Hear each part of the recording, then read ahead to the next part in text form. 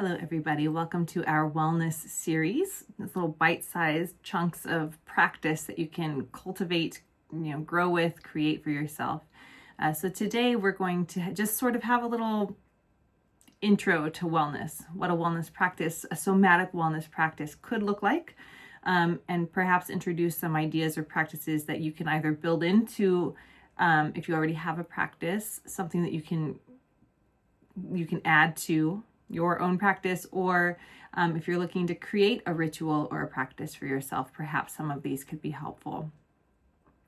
So in a somatic practice, there are essentially 4-ish elements of a somatic practice. And so my encouragement for you, my invitation for you here is for you to create your intentions and your practice as it will serve you and your family and your community, right? Because it's a ripple effect. We get centered within ourselves and we can let that ripple out into our families, our communities, and hopefully across every river and every sea. So the invitation here as we begin is to just take a moment to breathe and to consider your current wellness practice. And please do this with a compassionate curiosity rather than judgment. We're all, we're here together to grow and encourage and support one another. There's no hierarchy in wellness, really. It's just we're humans doing this human thing together. So think about what your wellness practice looks like, or if you don't currently have a wellness practice, what might it look like? What would feel accessible to you and nourishing to you? And maybe if you have a journal or a piece of paper and you'd like to write your thoughts down or ideas as they come to you, please feel free to do that. You can pause the video and grab any supplies you might need, or you can kind of keep it internally in your head and in your heart and let it just kind of grow from there. So what is your intention for creating or deepening your wellness practice? What do you hope to create for yourself? Perhaps an image comes to mind, or words, or sounds, or texture. Maybe mentally paint an image or collage together what a wellness practice could look like for you, idealistically, and maybe also a little bit realistically, right? It can be words, it can be sounds, it can be images. Just what do you hope to create for yourself? Whether that's starting from scratch or growing what you have created for yourself already. And please allow yourself the freedom to explore your why without needing to explain it. So,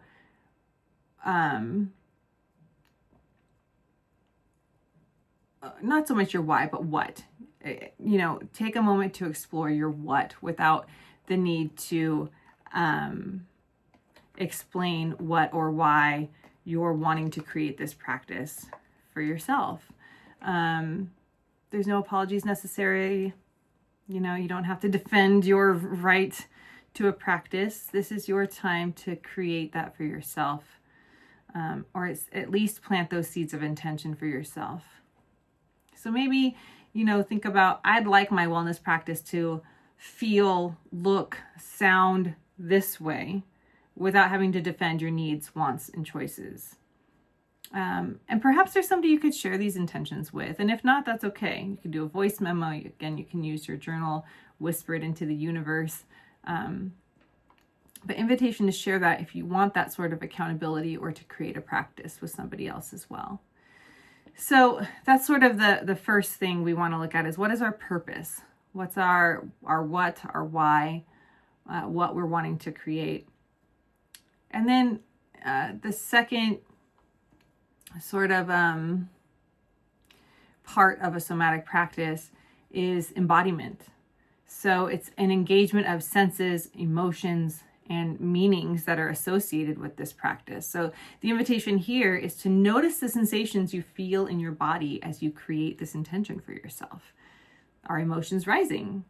Are there meanings or stories associated with these sensations or emotions?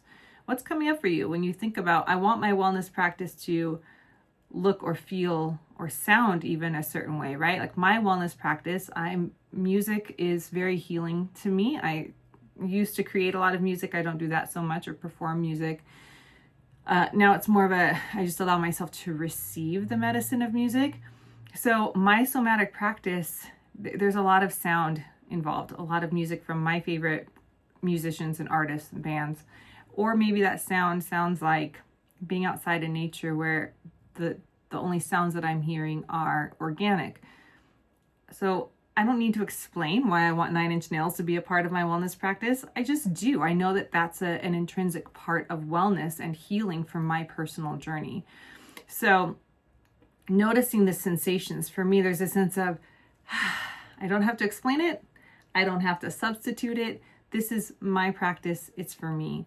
And when I am centered and whole, I can allow myself to give that back to my community and to encourage that wholeness and wellness and centeredness within folks that I'm interacting with every single day. And I can hold that anchor and hold that space for them as well. So notice your emotions rising. Notice if there's resistance. Notice if there's gratitude, expansion, or, tightening up. Are there meanings or stories that are coming up with these sensations? Somebody told you it had to look a certain way or sound or feel a certain way. No judgment, right? We're just letting ourselves somatically explore what's present for us. So no need to defend or explain. We're simply inviting our bodies and nervous systems to share information. There's no right or wrong. And then we go into ritual and repeat. So how can I create space for a wellness check-in or practice regularly? Maybe that's when I wake up in the morning, I'm going to take a breath. And that's my wellness practice. That's what I can feasibly consider for the day. That's what's realistic for me. I've got I have a toddler, I have a partner, I have a full-time job, I have this on the side and art and all of the things. And so maybe a wellness practice doesn't look like an hour and a half of yoga every single day. Maybe it looks like 5 minutes of just, what am I feeling? So this invitation centers on the what and the how of the practice. How are we going to give ourselves this gift every single day? Maybe some days, twice a week, it's going to be a little bit grander. But for the most part, what's something daily that we could introduce into our lives without overcrowding our schedule even more? Most of us have quite the lengthy to-do list. So without placing additional burden on ourselves, how can we invite practice to come in for even just a few moments or breaths a day? So considering your why and your intention and the sensations that came up for you with that, what would nourish you as a regular ritual, or I like to call it a ritual. Some people prefer the word practice, either way, but a ritual or wellness practice.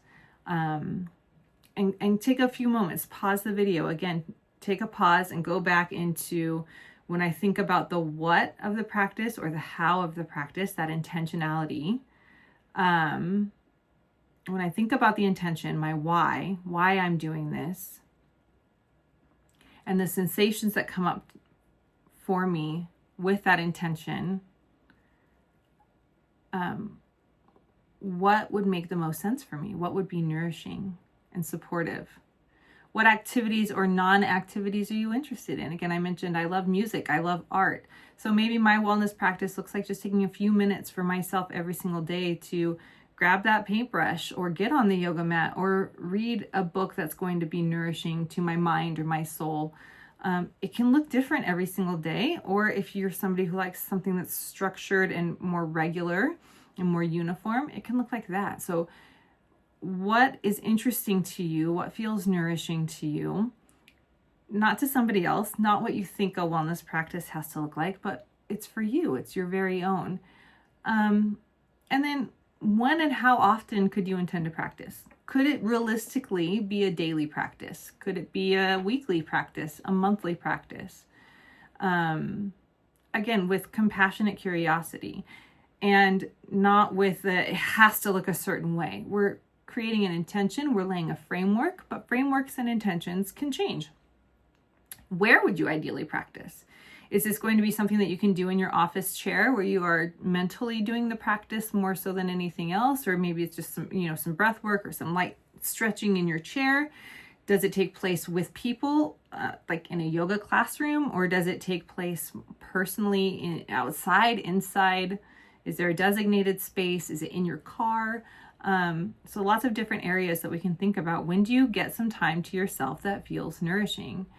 And then can you put some tentative dates on your calendar? Again, with that compassionate curiosity and permission to adjust as needed. So you can adjust the length, you can adjust the frequency. This is your practice and you have full permission to change it up and switch it around and do whatever it is that you need to do. And then, the fourth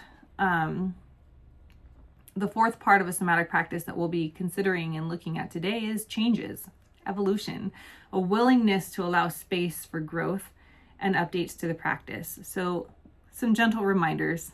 It's a practice, not a perfect. You're not expected to do everything perfectly. And I know I deal with a lot of perfectionist tendencies. So this is something I really struggle with. So the invitation is to give yourself ease and grace that it's a practice. And perhaps we want to share some of our practice with our kids, our partners, our friends, our fur babies. Perhaps for now, we need it all to be just for us. And as we receive new information from our soma, from our senses, and learn new techniques, we allow ourselves the grace of growth, change, fluidity, spontaneity, and, dare I say it, fun. We can have fun with our practice, with our rituals. Wellness practices can be messy, and they can bring up treasures and traumas.